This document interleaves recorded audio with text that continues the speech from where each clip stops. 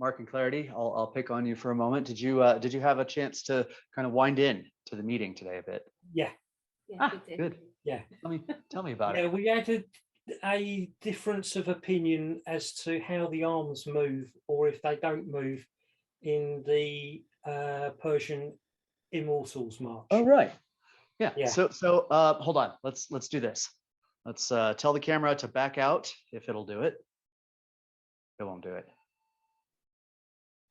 Yeah, that's doing it. There it goes. Okay. So the walk of the Persian Immortals. Yep. Is this. Yes. Yes. Yeah. Yeah. Yeah. Got it? Yeah.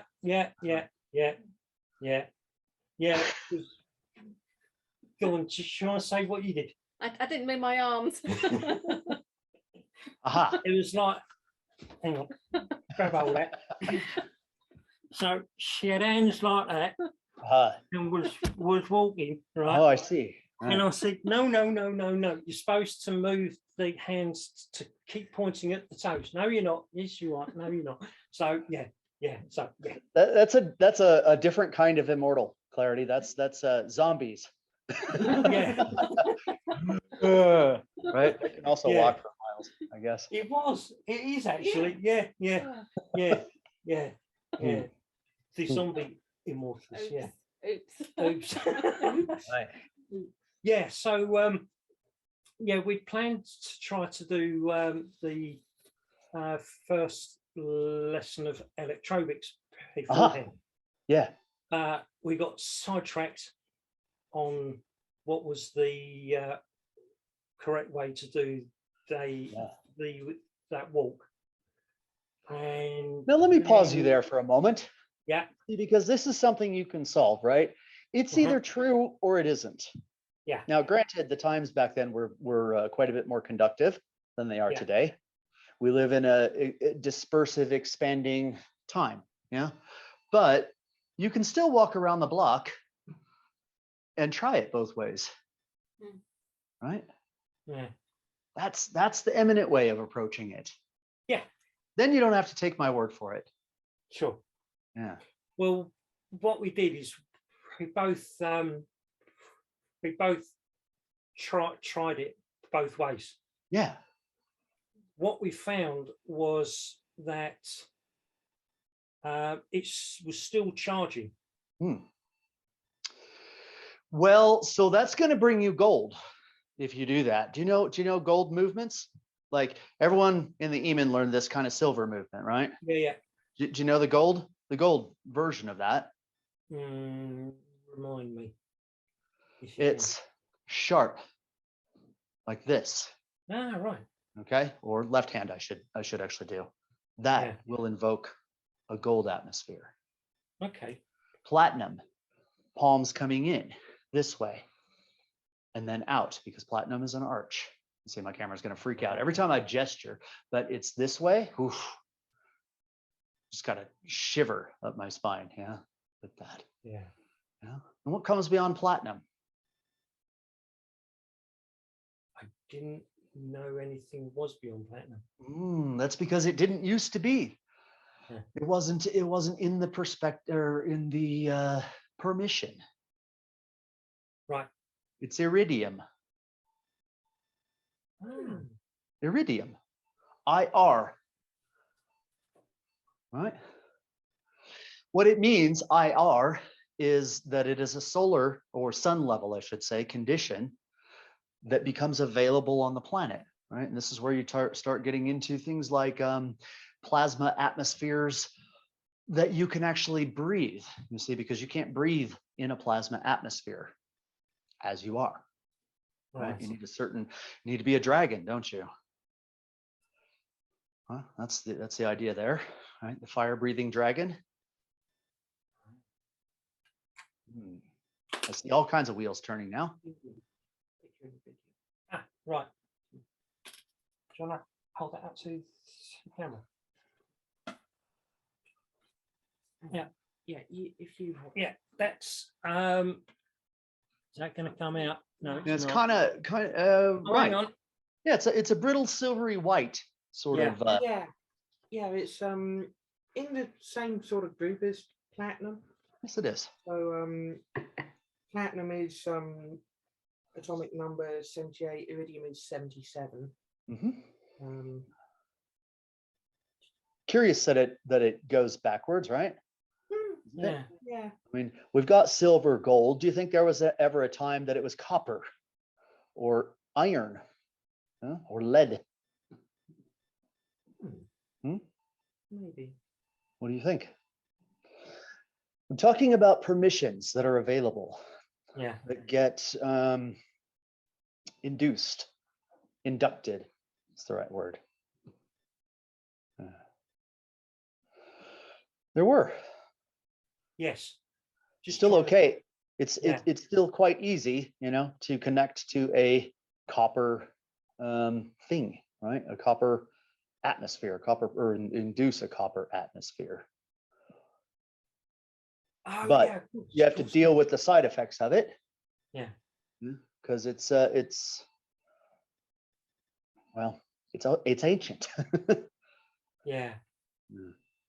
Yeah, just thinking back to the different metals that go with the Vedic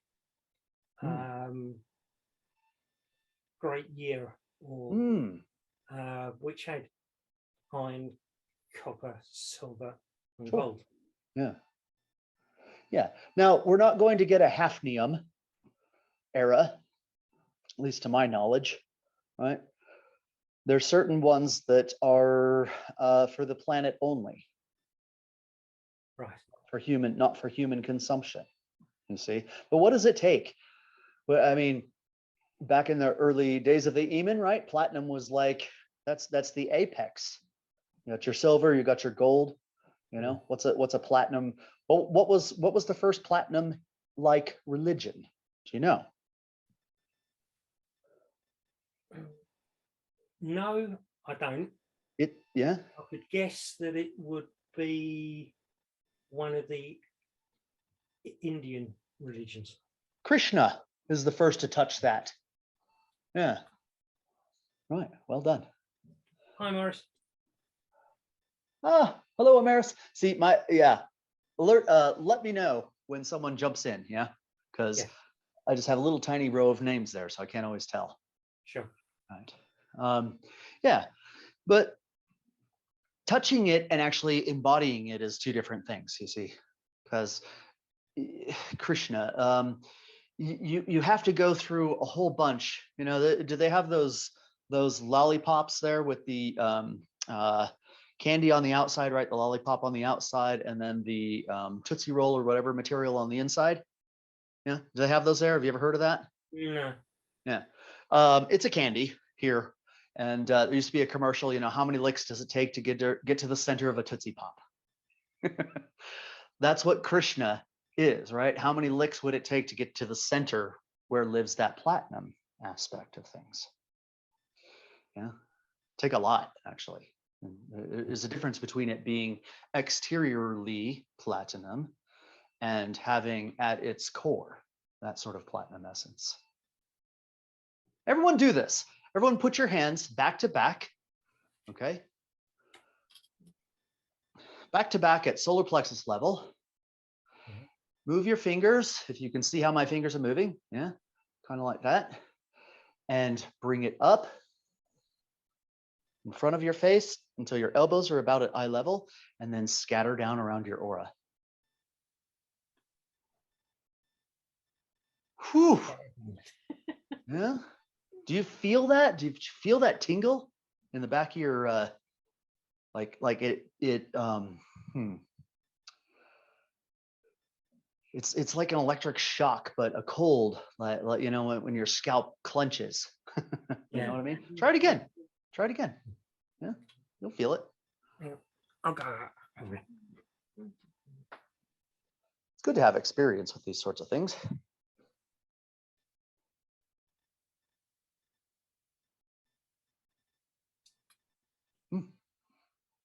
That was much more charging. Yeah, what does that do for you? What does that feel like? Am I? Oh, right. Tell me. Yeah, I felt it at the top of the spine around the shoulder. Yeah. Interestingly, I felt it when I stepped out of being in the middle. Yeah. Right. So everybody had some more space. Yeah. Yeah. Yeah. Yeah. This, platinum is the realms where you start to actually be able to see the astral light around a person, of the planet, etc. Yeah. If you're in a platinum atmosphere, take your hand. If you did this exercise, take either hand, it doesn't matter. Look straight ahead, look at me, but move it side to side. And what you'll see if you're in a platinum atmosphere is you'll see this kind of stutter pattern where you're seeing this trails, yeah, of the hand behind it. Yeah. Yeah. See someone walk across the room in a platinum atmosphere, and you'll see this kind of thing trailing them. That's their astral light trailing them. You get pretty good at seeing it. You can practice with things like this. You induce a bit of platinum, and then look down at your feet as you walk, or move your foot in a certain way. I'm kind of doing this pitter patter right on the floor with my feet. Move your feet around, and you'll see this ghost image, this trail image of it in a platinum atmosphere. Yeah. Yeah. Iridium, I don't dare do it, but that's what's kind of incoming. Yeah. I don't dare do it at this point, at this time. Get used to platinum first. Yeah. because you need, in order to be able to process the iridium type of state, you need the catalytic effect of platinum. Platinum Right. allows change to occur without actually altering itself. In this way, it's very much like fire, which would be an iridium kind of quality at a higher level. You see, fire. Do you understand?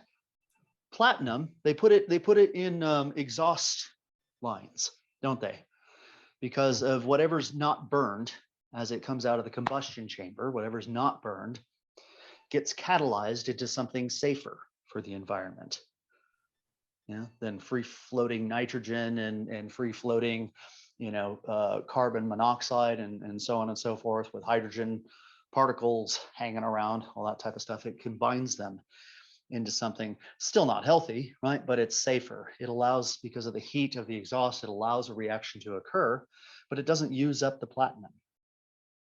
What else can you think of? Pardon me a second. What else can you think of that's like that at a different level? Fire. Or probably more accurately, plasma. Yeah. Plasma, we'll stick with fire for now because it's a bit easier to understand, right? Fire can cleanse anything without becoming dirty itself. Yeah. What cleans fire? It's a good question, isn't it? Yeah. Something has to. It's the way the ray of creation works, right? Everything above eats everything Hi. below. Huh? Sorry, I had problems connecting to the meeting. Yeah, no worries. Hi, Amaris. Hi. Hello. Yeah. Sorry, my camera's bouncing all over the place, isn't it? It's weird. It can't keep up with me. It's okay. I hope it's not too distracting. Anyway, well, where does that leave you then? What do you think, Mark? Is it all coming together? Yeah, I was struggling to see how fire is a catalyst. I can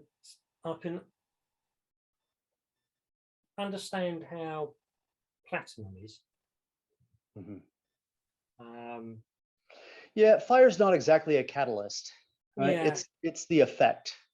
Right. It's the effect, isn't it? Yeah. Okay. What we see of fire, I mean, if you want to get technical, is when something gets too hot, it starts making room, right? And it's electrons, talking about on the molecular level, its electrons go way out to the edge, to the point where they can't sustain anymore.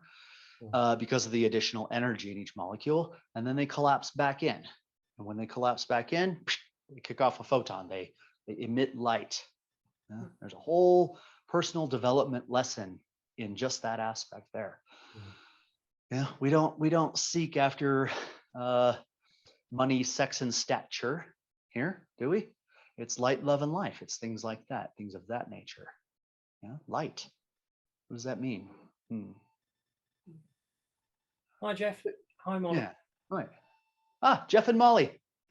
Yeah, hello. Apologies, computer issues. Yeah, everyone's having them today. It's okay. Okay. Just doing a ramble. All right. I kind of figured it was going to be a slow start today, so I'm just doing a ramble. Especially regarding, I don't know when you joined, but regarding, we talked a bit about platinum, but what comes after platinum? Yeah, no one's ever heard of it. It's iridium. IR, you see, it's a sun level condition at planetary level. Curious that it has a UM at the end of it. I don't think it really belongs, but whoever named iridium didn't know any better, apparently. Latin, I think, loved putting UMs on everything anyway. Yeah. Iridium it's got the same name in both English and Latin. So, when was it found? it was discovered 1804 by Smithson Tennant. So yeah. What's the difference between incandescence and iridescence? Ooh, I don't mean from a scientific standpoint. I mean from a process standpoint, because it's possible to be incandescent or iridescent. I'll take a guess at that one. Yeah. So incandescent is emanating from the inside outward, and iridescent is reflective from the outside, reflecting out. Exactly the other way around, but you are right. But it's exactly the other way around. An incandescent state means that it's being drawn into you. Maybe you did get it right, but the language, yeah. Sure. An incandescence is invoked in oneself, would be the right word for that, when you're in the presence of something higher. You take the example of Moses in the Bible, when he went up and had a chat with God, up the mountain. He came back down, and the Israelites couldn't look at his face because it was bright, it was shining, right? They couldn't bear to look at it. That's an incandescence. Iridescence means that something is switched on within you, and you become like the sun, IR, right, instead of OR, planetary.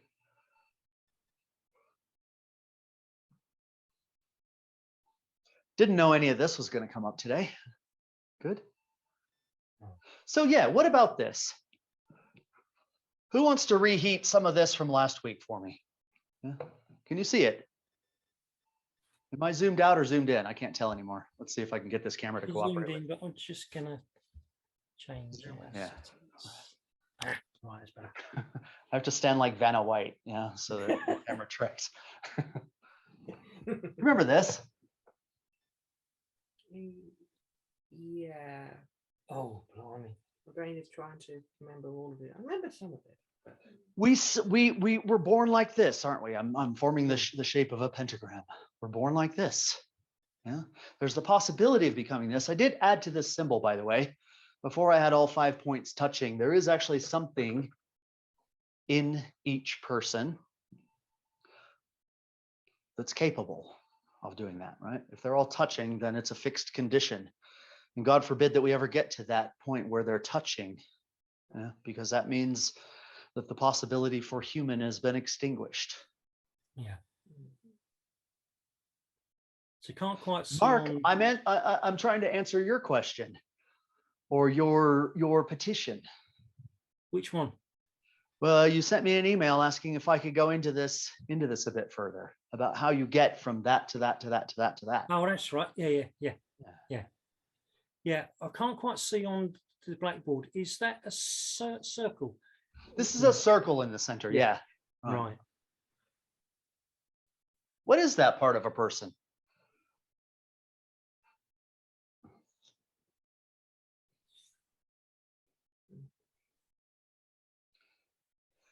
This is the lesson of essence and personality.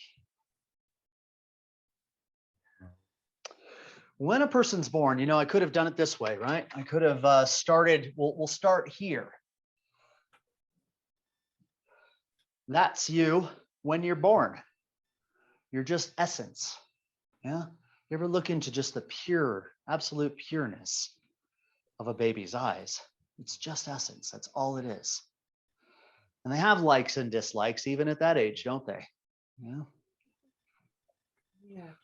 Wants and needs. I don't know. I think the atmosphere is affecting the camera. It can't track me anymore. I'm It's going weird. part way outside of this this dimension, I guess, or something. Right? But this is your essence. You're born with this. Where does it come from? Who knows? Where does your essence come from? Tell me the major contributing factors to a person's essence.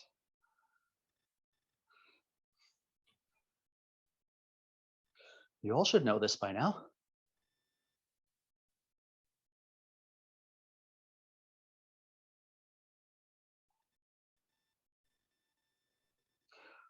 What about your type?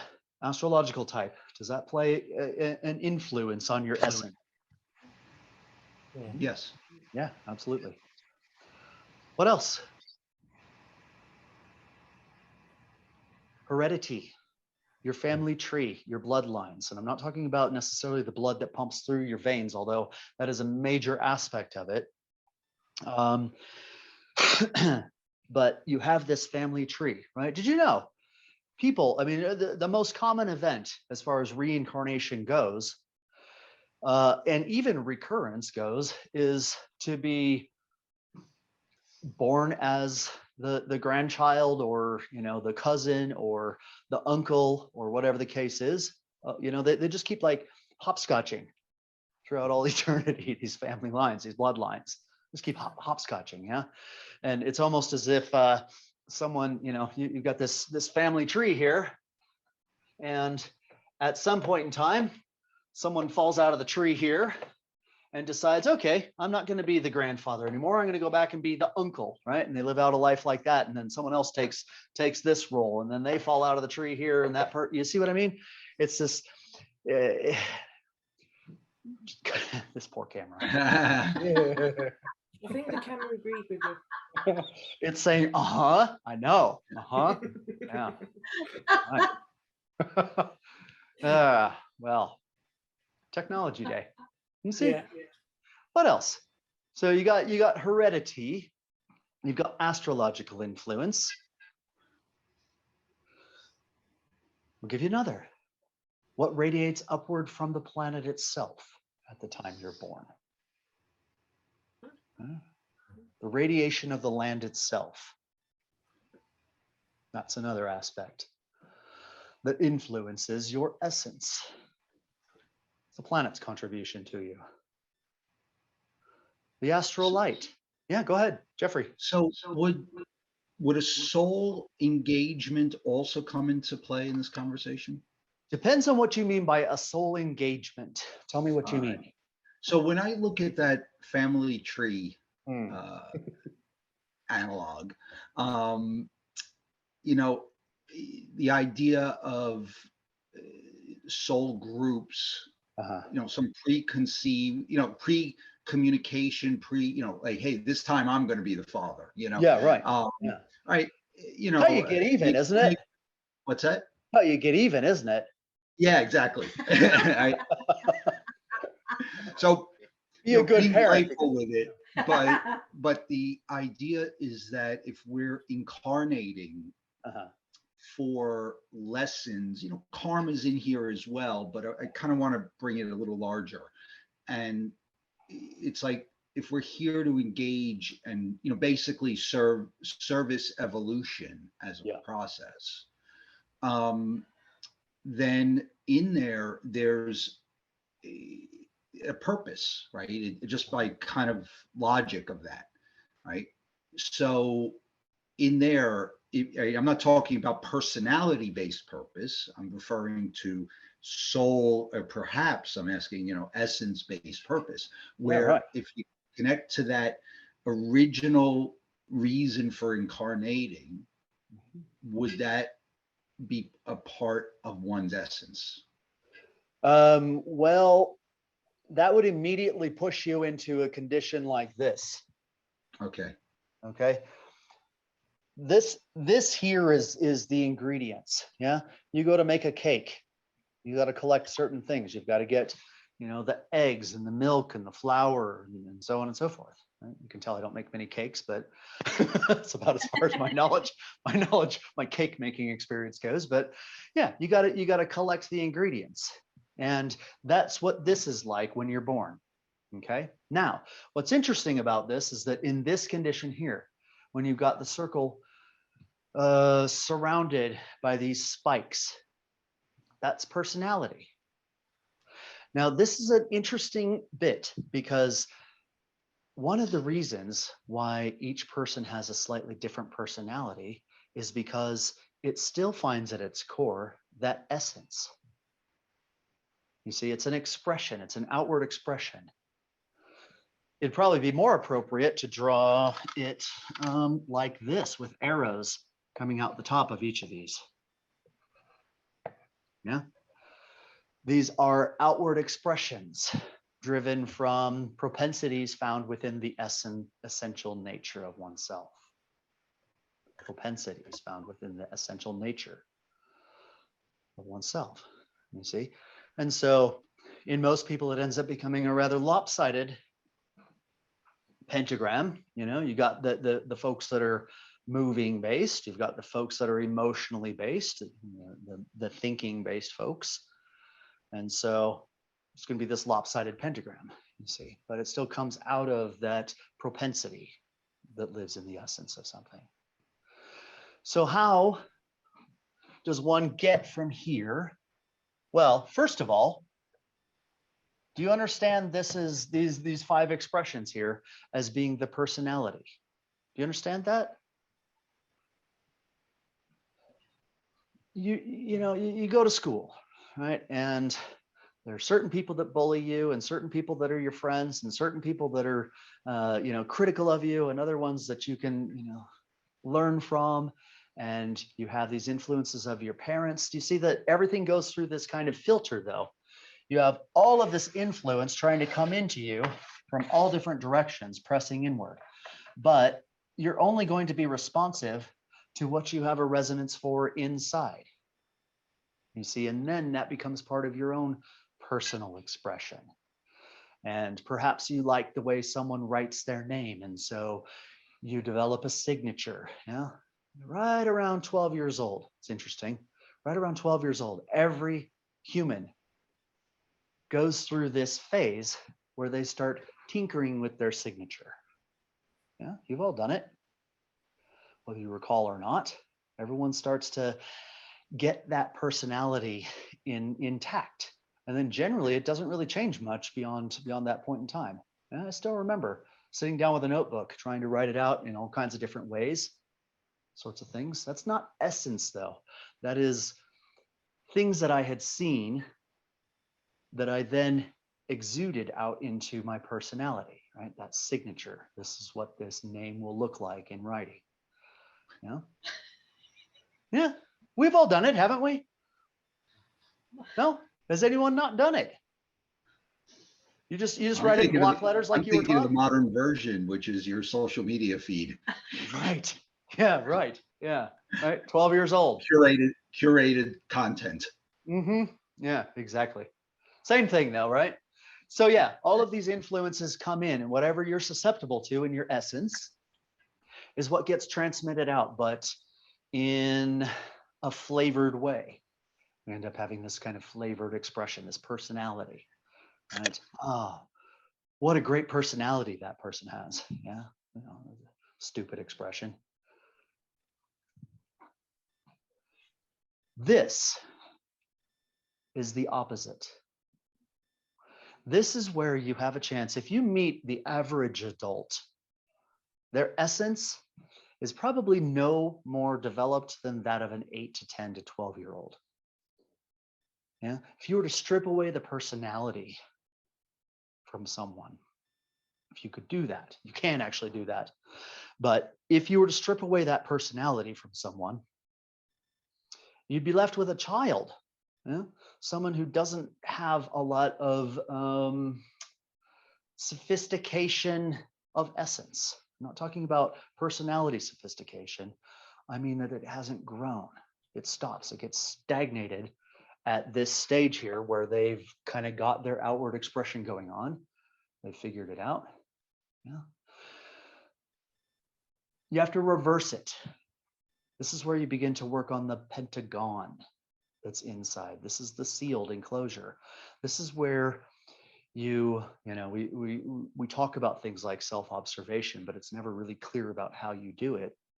What you're really trying to do is you're trying to cause something to go back inward from yourself, this light of insight about yourself to go back into you, right? To educate you.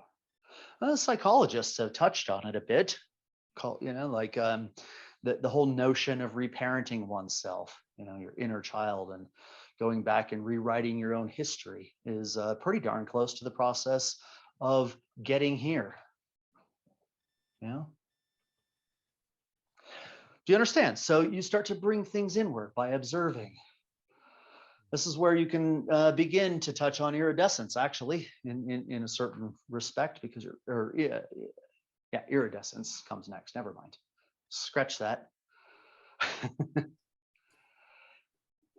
Now, you go from this point where you've basically consumed your personality. You've consumed all of those bits, all of the irrelevant fluff that surrounds you. Yeah. And you become more of an essential person, essence-based person. The whole mode and expression of your life changes.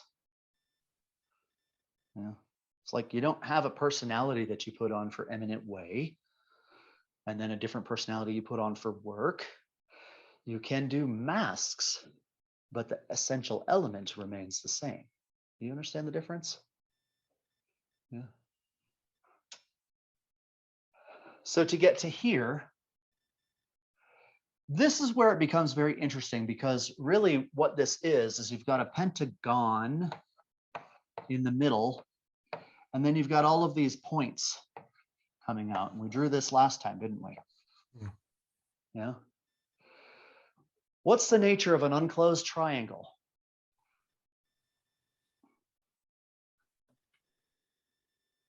It's polarized.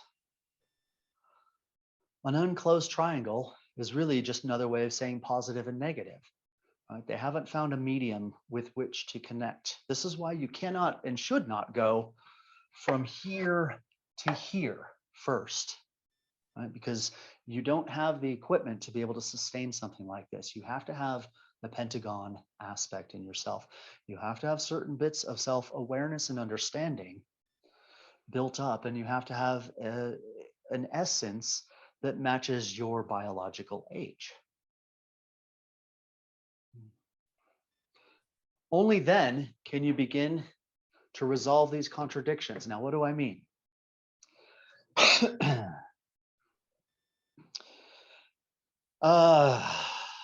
If you become aware of your thinking process or your moving process or your emotional process and so on, you'll start to see that there's always a yes and no inside. There's always, in the case of thinking, it generally takes the form of compare and contrast. In terms of emotion, it takes the form of pleasant and unpleasant.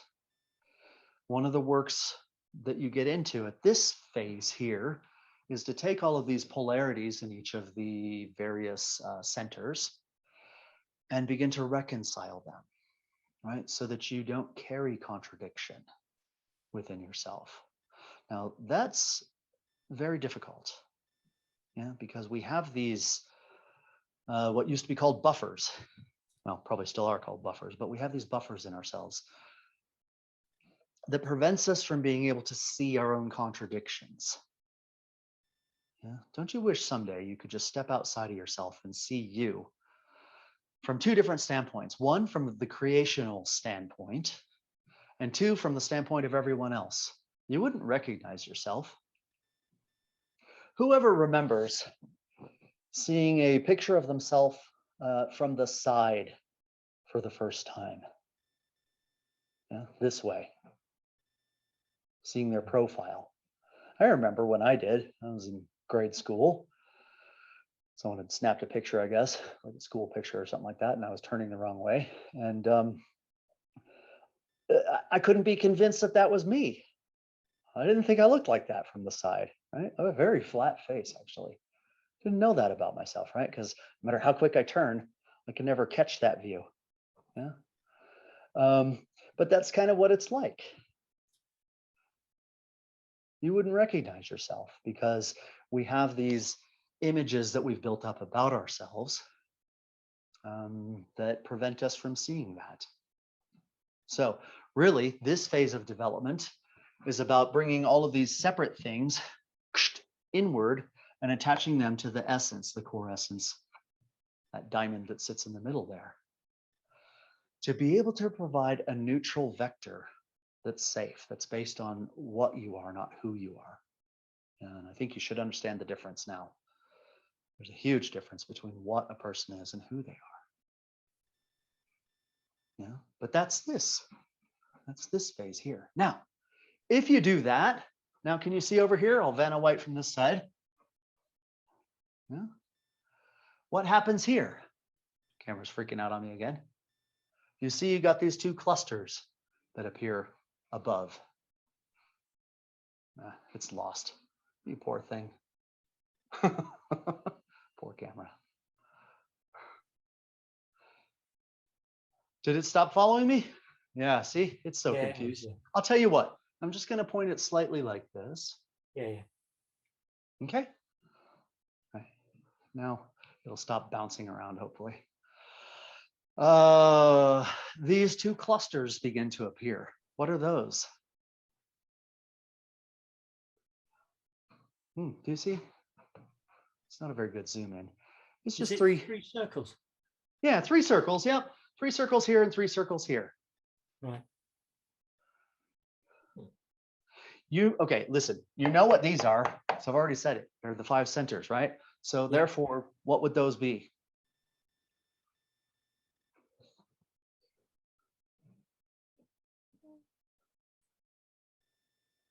Be your higher 2, wouldn't it? Higher emotional, higher mentality. Yeah. Yeah. Now, what's curious about that is that they're always there. They're always floating around in space, just waiting for, they can't attend something like this. They can't attend this. They can't even attend this. This, once it's formed and sealed, right, sealing in the pentagram, can then attract these into one's life. Now, which is positive, which is negative? And do you already see that one's silver and one's gold? Higher emotional and higher mental. Which is silver, which is gold?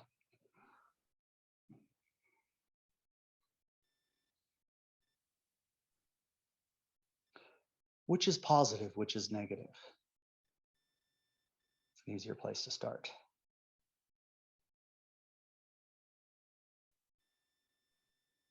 I think mental is, I always get confused. I think the mental is the male aspect. So the mental is the gold, I think.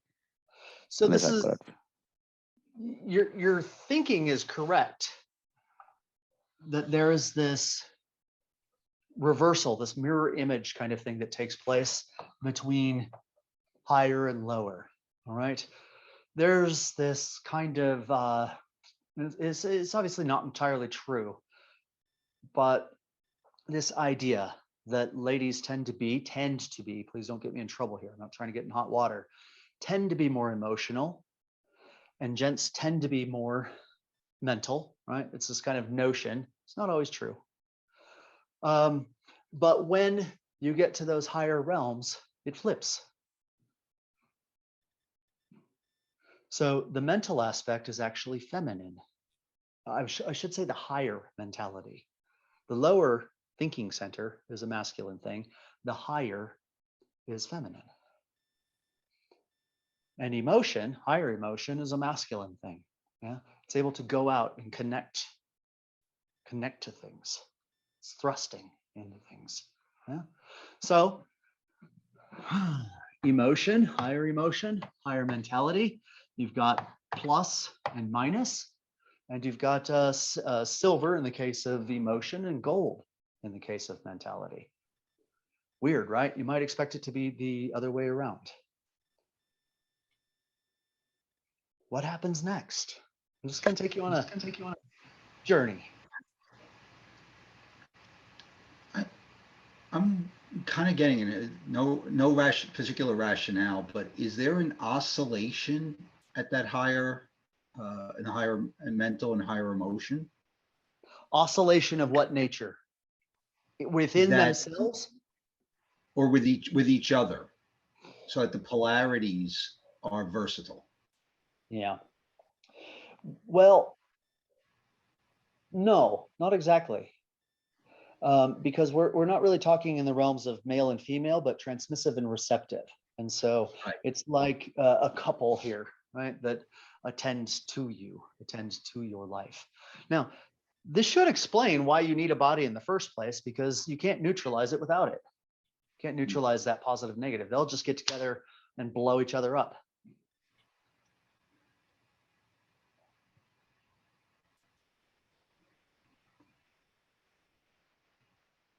Until what? You see, because this is still a human life, a very rarefied human life, but human nonetheless. I'm talking about this is a person. This is incarnated. Yeah, it's got a body still here. This is the lower part. These two are the higher part in attendance to it. Before that, they were just kind of floating around, waiting to be noticed, waiting to be attracted, I should say, into one's life. What happens when this no longer functions? You can evolve off the planet. Huh? You can evolve off the planet. Yes, you can, but something has to come neutralize it, which is what?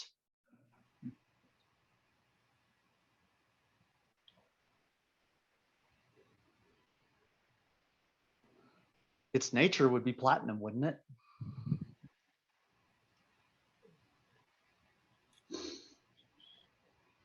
Yeah, because it burn it off. You know how you know if you're going to get off the planet or not? Is that you have a third vector that's not this anymore. Yeah. Once that third vector comes to attend to you or attend to this, it can then become the neutralizer instead of the 5 lower centers as a whole, as a pentagram.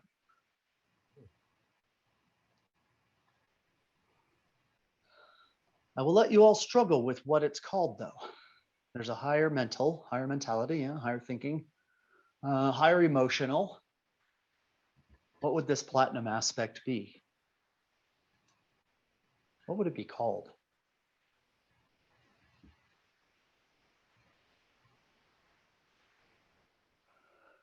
I'll leave it for you to ponder. Unless someone blurts it out, I'll let you ponder it. Doesn't have to be answered now. Yeah. And here, you become a gemrod. Right? You become creation itself, don't you? This is a reconfiguration of the 5 and 2, the 7, or I should say 3 and 7, right? Laws of 3 and 7. Do you understand what I mean by 3, right? In this Enneagram here, you've got this triangle that represents these 2 forces plus 1 more that comes to attend to it, right? That we're still trying to name. And then you've got the rest of it going on that was the content of the life in there, the 5 plus the 1, you see, because it's a 6-sided thing, isn't it? Let's draw it over here. We'll nix the tree.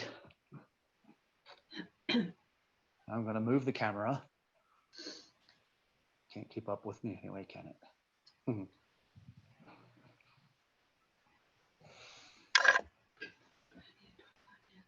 Da, da, da.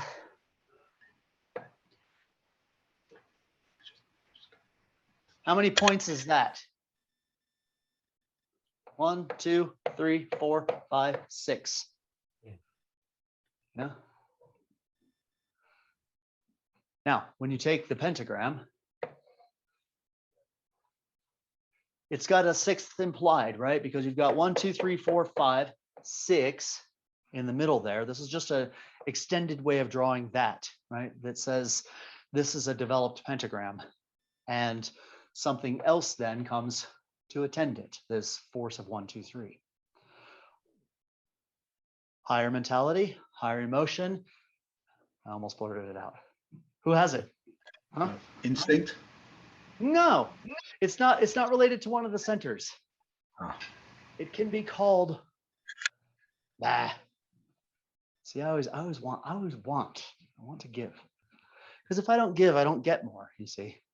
It's your divinity. It's your divinity. That's what it would be called. It becomes the mediator for the silver and gold, and that becomes platinum. Now, I talked about iridium. I have no idea what that would look like diagrammatically at this point in time, because number one, I'm not there. And number two, it's like right on the edge of the planet, right on the edge of the potential permission that humans can actually get to. No one's got it. No one's in the iridium realm. Otherwise, I presume I would probably look like a dragon and be breathing fire if I were. And then no one would attend these meetings. At least not in person, that's for sure. Can you imagine? All right. I have tossed a bunch at you. I'm going to back off the pressure now for a little bit and just be friends. All right. Open it up. How does it sit with you? What are the oncoming aspects to it? Is it at all propositional? Yes. Yeah, it is for me. I want to know how much divinity is powerful in the whole picture. Ask that again in a different way, please, for me. How much divinity has power on our development? Well, divinity is more like a train. Yeah, you get on it. You get on the ride. You get on the train or a bus or in a car. You see, that would be the divinity of the situation. Its power is not in what it does, but where it can take you. Okay, because at that point in time, then if you want to put it in terms of atrium work, then we're talking about the star ruby, star sapphire, and diamond gem stations. Diamond would be the divinity in oneself. Okay, so that might give you a better sense of what it does. But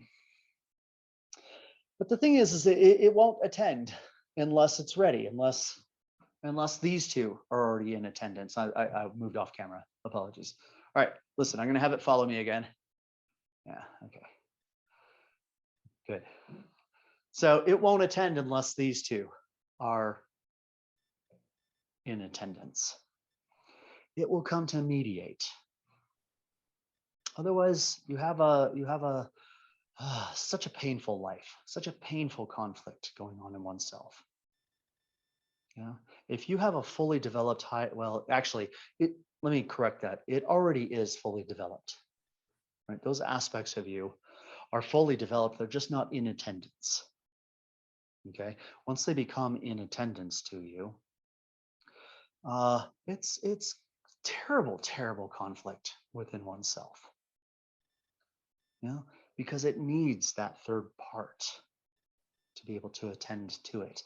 It can't really do the lower for very long. It can't live in this kind of condition. Bye. It can't live in this kind of condition for very long. Do you think it's by the grace of God that the divinity helps us? Yeah, absolutely. I think grace does play a huge role in that. Let's see. The ray of creation is actually a machine. People get so awe-inspired by the idea of the ray of creation, like, ooh, you know, I want to be sun level, I want to be star level, I want to be, you know, I want to transcend to this and that other level. When in reality, the ray of creation is a conduit. It's a machine whereby the signal of creation comes down and creates, and something happens down at this low end here, and something makes its return back up, the ray of creation. Okay. Now, if you want to put it in Eminent terms, do you remember the three modes of creation? Right. You've got the maintenance, the expendable, and what was the third? Custodian. Custodial. Yeah. Yeah. Custodial, expendable, and maintenance. Right. The tube itself is the maintenance aspect of it. It's the condition in which the ray of creation can happen. One side coming down, the other side coming up. And really, you know, it's just which direction are you walking in that tube? It's nothing more than a machine, but it informs creation for the next round. Yeah, so it's this kind of circuit where creation is getting more light, more intelligence, more love, more life, more divinity. I'd call that grace, Amaris. I don't know how I managed to get chalk all over myself. I understand. Thank you. Yeah, sure. Yeah. All right, backing off again. Someone else.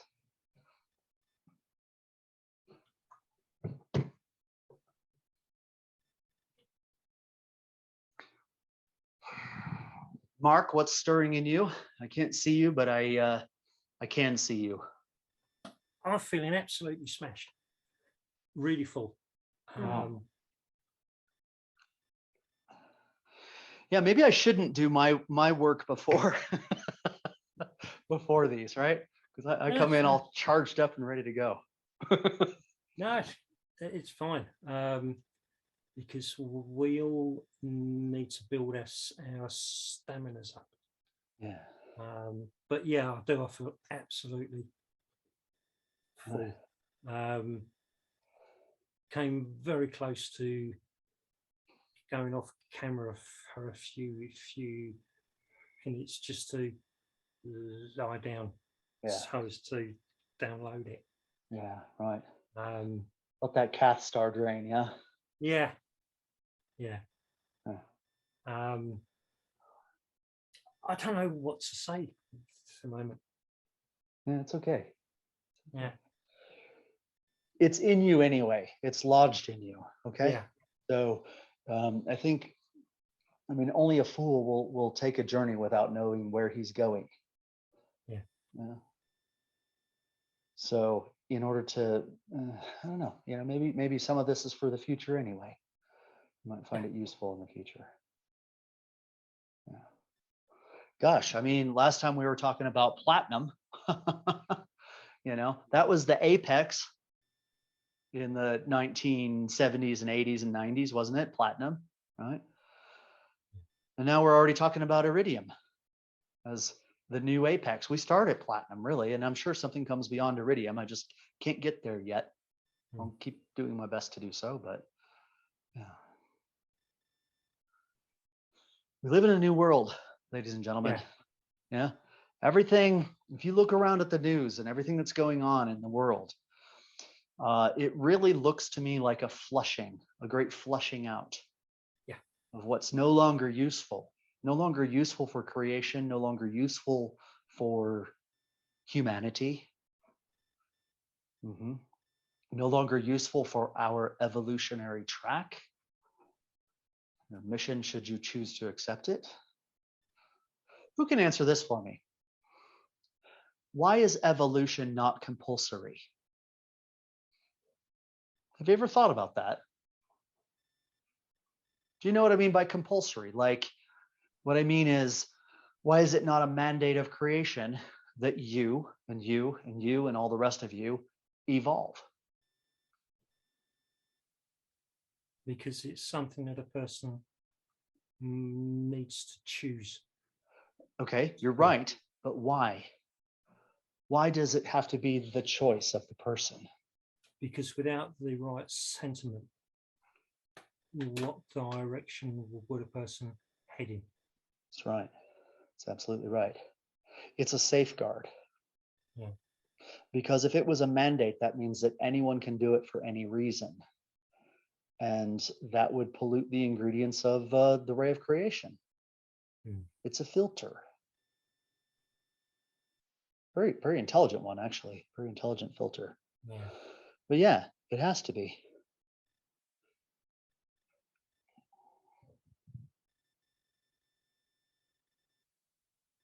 Right. Okay. Don't leave. All right. I'm going to pause the recording because I just have some basic business to discuss. Okay. Unless anyone wants to chime in with something. Any parting? Actually, I do. Yeah. Sitting with evolution not being compulsory, Hmm. I could see that for the individual, for the human, but evolution does seem to be, in terms of evolution of creation itself, as being, I don't know if it's automatic, but it's, it's engaged, right, regardless of our opinion of the matter. Uh-huh. Right. Regardless of our opinion of the matter is a correct statement, but it still wasn't compulsory. Mhm. Think about it from the standpoint of at one point in time, single cell bacteria, single cell amoeba, whatever the case is, was human. In other words, it was the most intelligent life on the planet at the time. It was, another way to say this is it was more intelligent than minerals. Minerals have an intelligence. They have a consciousness. Everything does. I hazard to state, and you can stretch this a lot, but I hazard to state that there was a savioral amoeba, right? The Jesus of amoebas, or the Buddha of amoebas, and that's the one that worked its way up the ray of creation to whatever caused it. And whatever sits at the top there, you can call it whatever you like, but went, I like your idea. Let's go ahead and try jamming two of you together and see what happens. And so down goes the signal, down the ray of creation. A couple of cells get together and they form a sponge or whatever the case is. They start working as a community. And then there was this enlightened sponge, made its way back up the ray of creation. And, later on you get a cat, right? Or a squirrel. The Buddha. I mean, what was the Buddha of the squirrel kingdom? Or the bees, anything like that. So something has to make a voluntary return, because if it's not voluntary, it doesn't have any value. Then it is just a cold machine. As long as your vehicle has enough fuel to run, when you start it, it just continues to, it just continues to run. It's a machine. It does what it does. Here's, I have a little bit of I'm just thinking through all of this in my head. I think up until humans got here, evolution was mandatory, because there was no, I'm going to say intent, because I can't find a better word for it. There was no will, there was no intent. It was very instinctual. It was very action reaction type of thing. Like, hey, suddenly there's no oxygen here, so we're going to have anaerobic bacteria. And they're going to go produce oxygen. They're going to die off. And now we're going to have prokaryotes, whatever, the earlier bacteria, whatever. Until it got to the point where maybe the laws just changed. Maybe the laws stopped being so much about action reaction, and they became more about rationale and logic and intent, which is the case more with humans. So up until that time, evolution was mandatory. Even now, to a large portion of creation, evolution is still mandatory because humans don't have creation level influence on the universe. Humans have human level influence, which is minuscule. If you look at what influence we have over the universe, we have very little influence. So for 99.9% of the universe, it's still mandatory, or action reaction type of mandatory. But for the scope of human influence, it's not as mandatory, or it's mandated by human will. That's sort of what I'm gonna puzzle you with something that I want you to work out. We don't have to do it here, but work it out. Think about this for a minute. Are you familiar with the double slit experiment? Have you heard of that before? No. I'll give it in a very abridged form because it says something about what you're talking about here.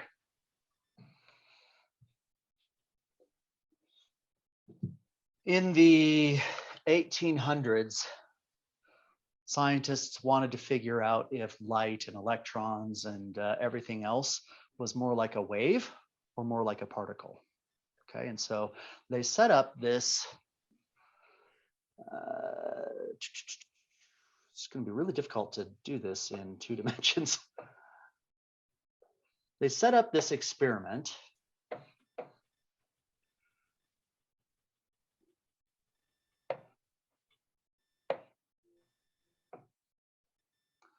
called the double slit experiment. Now, what it is, you have a light source here, okay? And it's just kicking off photons, individual photons. And then you've got a piece of paper. This is overly simplified, but you've got a piece of paper with 2 slits in it, okay? And the scientist originally figured that, okay, if light is like a particle, then if I look here and look here, right, this is his eyeballs.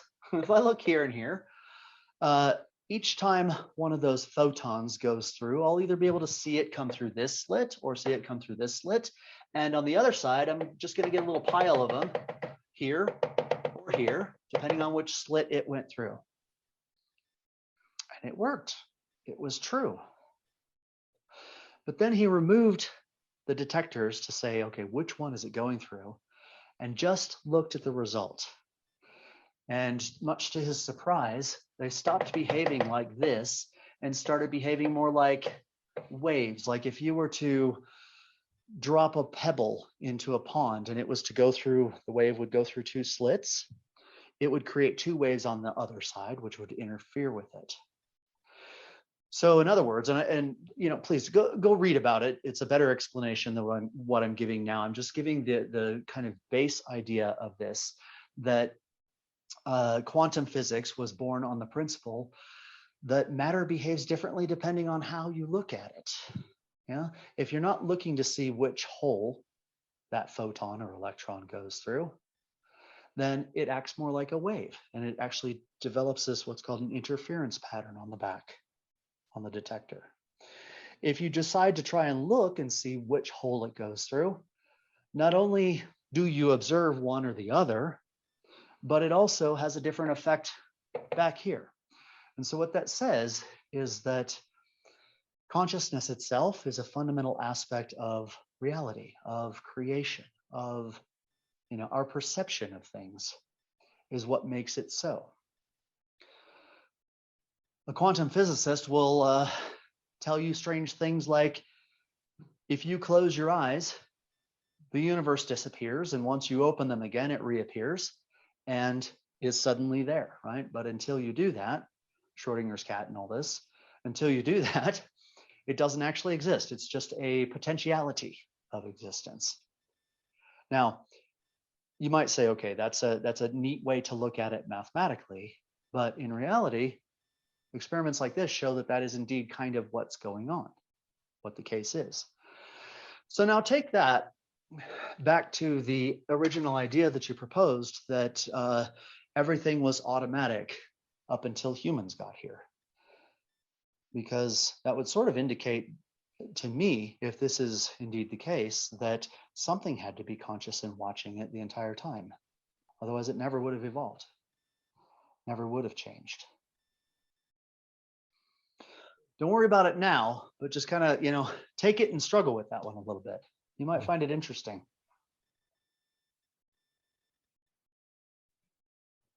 Do we care about what that something was, or is it creation that's Yeah, doing because that? we carry it, right? We carry the ingredient that makes reality so by our ability to look at it, or I should say perceive it.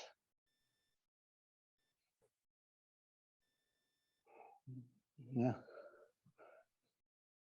The old question, if a tree falls in the forest and no one is around to hear it, does it make a sound? The truthful answer is no and yes. It's weird. Let's play around with it, because it'll create a problem. Bit of a problem. And we like problems. Right? We like struggle. You wouldn't be here if you didn't like struggle. Yeah. Okay. Anything else before I pause? Pause recording.